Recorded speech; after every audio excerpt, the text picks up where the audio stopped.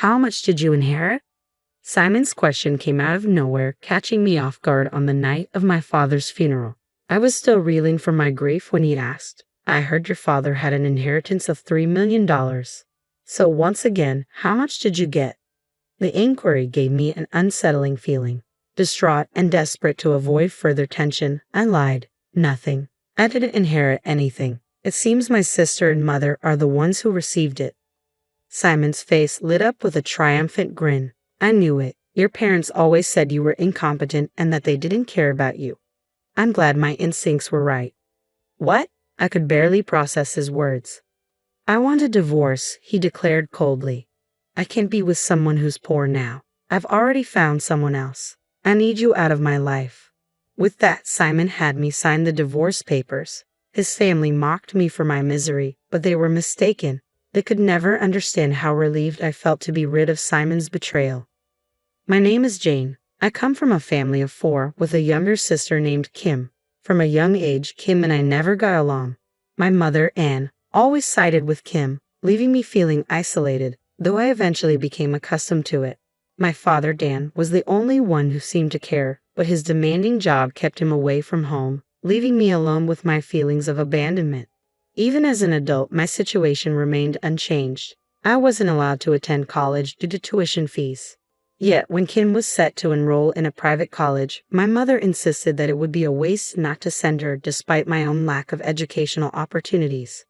Jane, you're not sharp or smart like Kim. It's only right that you support her education and contribute to the household. It's what any responsible older sister would do, my mother said, as if it were common sense.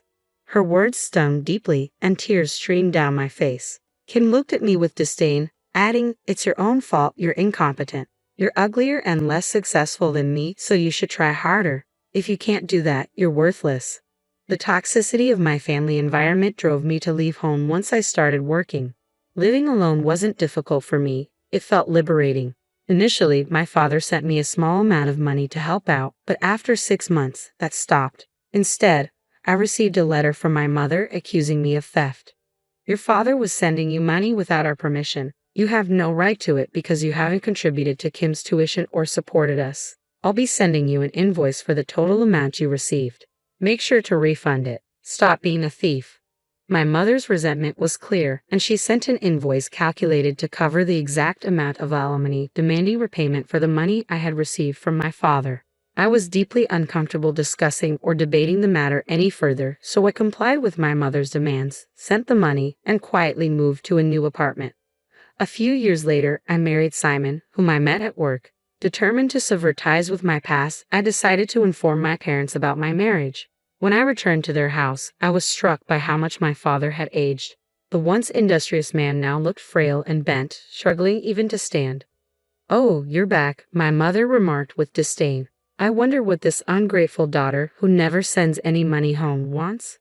When I asked about my father's condition, my mother sneered. He injured his back about a year ago and can't work anymore. Now he just stays at home and gets in my way. He's as useless as you are, Jane. Simon was taken aback by my mother's harsh words, but his attention quickly shifted when he saw my sister Kim. Wow, you're Jane's sister. You're stunning. I can hardly believe you two are related. Kim, who had grown more self-centered since starting college, now sported flashy clothes and a vibrant hair color that seemed inappropriate for her age. Despite being old enough to have graduated, she still seemed like a student, which reflected her lack of seriousness about her studies. This guy is your husband, Jane, Kim said, eyeing Simon with feigned sweetness. He's quite handsome and seems way too good for you. I almost feel sorry for him. Kim deliberately flirted with Simon, her touches and compliments clearly meant to show off. It pained me to see Simon so delighted by Kim's attention, but I resolved to stay focused on my plans. I was marrying Simon, and that was final. I'm going to cut ties with all of you, I declared. Well, if you're going to do that, could you at least wait until I've finished taking care of your father? My mother replied, barely looking up from her snacks. I need to look after him. But honestly, I don't want to. And I definitely don't want Kim to deal with it either. It's her college life, after all. It would be a shame to distract her with such a bothersome task. You should be responsible for taking care of your father, Jane. Both of you are incompetent, so you'll get along just fine. Her words infuriated me, but I knew I couldn't ignore my father's needs. From that day forward, I began visiting my parents' house frequently to care for him. As I took on this responsibility, I discovered that neither my mother nor Kim worked. Kim didn't have a part-time job, and my mother had been a stay-at-home since my father's collapse. Yet they frequently dined out and shopped extravagantly. To my shock, they had even taken my father's bankbook without his permission, spending his savings as if it were their own. My father was aware of their actions but chose to remain silent. "Dad, they'll keep doing this unless we do something about it. Why didn't you tell me sooner?" "If I had, they would never admit they were wrong or apologize," he said. "I didn't want to burden you further." Despite everything, my father had always worked tirelessly for the family and was the only one who truly cared for me. I wanted to help him in any way I could. Just as I was contemplating how to address the situation, I received a call from the hospital where my father had been admitted after his collapse. I rushed to my parents' house before heading to the hospital. My mother and sister were lounging on the couch, absorbed in the TV, showing no sign of worry when the hospital called me. "Father collapsed, didn't he?" I asked, exasperated. "Oh, it's an exaggeration to say he collapsed," my mother replied dismissively. "He just fell in the hallway and hit his head. The ambulance took him to the hospital. I'll leave the rest to you." "But we need to go to the hospital. I'm worried about Father," I insisted. "Shut up," she snapped. "If he doesn't make it, the insurance will cover it. Why are you getting so emotional?" My mother's coldness and her indifference made me sick. I left them behind and rushed to the hospital. At the hospital, I found my father lying in bed, hooked up to various tubes and barely conscious. As his condition worsened, he managed to notice me and murmured faintly, "I'm sorry for being so sudden. I must be being punished. I wasn't a good father because I couldn't protect you from our family." With those final words, my father closed his eyes. "I don't care about that, Dad. I love you. Please get well soon," I pleaded, holding his hand tightly, but he never responded. A week later, a lawyer contacted me regarding my father's will. He informed me that I was named as the beneficiary of an inheritance. According to the will, I was to inherit $3 million.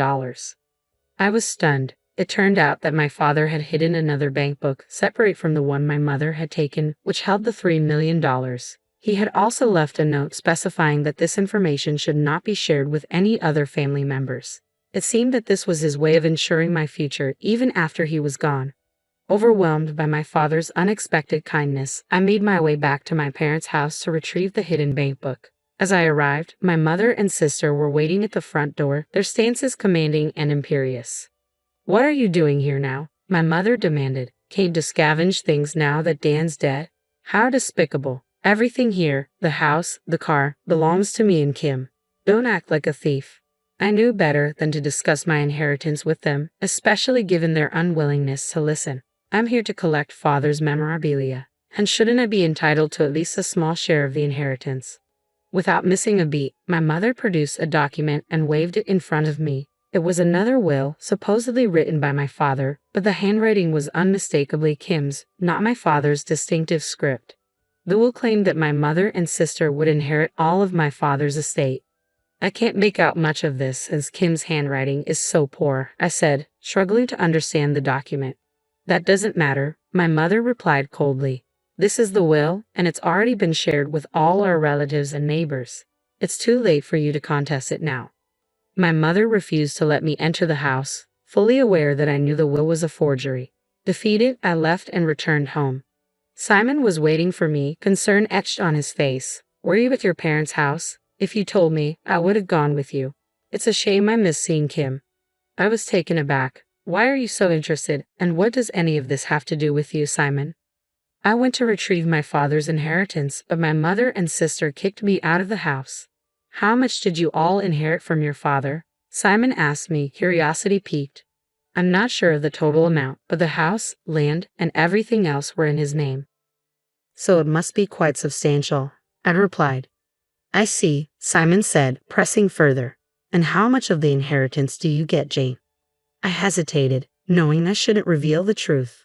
My instincts told me there was no inheritance for me. Everything was going to be divided between my mother and sister. Simon's face darkened as he suddenly retrieved the divorce papers from his room and thrust them in front of me. "I knew it. I knew you wouldn't inherit anything. You're just a burden." and I've been talking to Kim a lot lately. Honestly, you're just in my way. I want a divorce now, since there's nothing in it for me if we stay together. Simon had already signed his portion of the divorce papers, so I signed them immediately. I couldn't help but feel a twinge of satisfaction as I watched Simon leave with the papers, eager to file them at the city office. This was likely the last time I'd see him smile so broadly, and the same went for my mother and sister. It felt like justice was finally catching up with those who had tormented my father and me for years. Later that day, I consulted with the lawyer who had handled my father's will and asked him to accompany me to my parents' house. When I presented the real will to my mother and sister, their usual calm demeanor turned to shock and disbelief as they read the document over and over.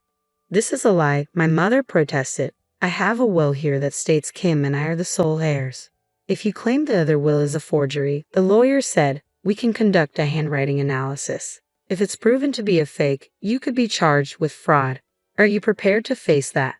My mother was left speechless, unable to respond.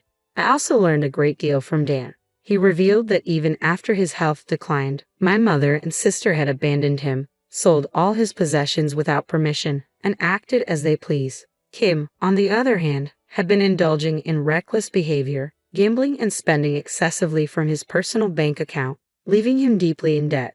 Due to these malicious actions, both of them were stripped of any inheritance rights. The lawyer made it clear that if my mother and sister continued to unjustly interfere with my inheritance, we would file a lawsuit against them. As the lawyer finished speaking, my mother and sister were left in a state of utter despair. I decided it was time to collect my father's hidden bank book and leave my parents' house for good. With that, I finally felt completely free from the burdens of my family.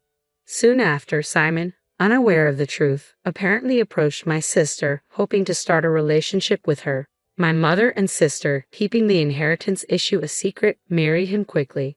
Their aim was to secure a steady source of income and make him their personal ATM. Simon, deceived and eager to enjoy his newfound wealth, bought several luxury cars and quit his job, relying on what he thought was their inheritance. Eventually, Simon noticed something was off and reached out to me in a panic. "Jane, I was wrong. You're all I have. I want to start over." I replied simply, "I don't need you anymore. Besides, you have Kim now. You should take care of your wife properly," and gently ended the call. Moments before Simon called, I had received a call from Kim. "You've ruined my life." Simon quit his job and splurged like a fool as soon as we got married. "I can't believe a man who only cares about money is now my husband. My family name is tarnished because of him. What are you going to do about it?" I responded calmly, "Kim, you're just as interested in money as Simon is. You two are a perfect match. Besides, I heard you and Simon were getting along well while we were still married. Be happy your love came true. I'll be filing a claim for compensation for the affair, though. From now on, let's only communicate through our lawyers. I never want to hear from you again." "Hey, I'm your sister. Aren't you going to treat me like family?" Kim protested. I laughed at her words. "You're the one who never treated me like family." With that, I hung up, blocked her number, and never heard from her again. I was finally free. I used my father's inheritance to build a new house and settled into it. I found a fulfilling job as an office clerk and embraced a busy but satisfying life on my own. Occasionally, I felt a pang of loneliness, but I knew my father was watching over me. As I looked at his picture on my wall, I felt his gentle smile and knew he was proud.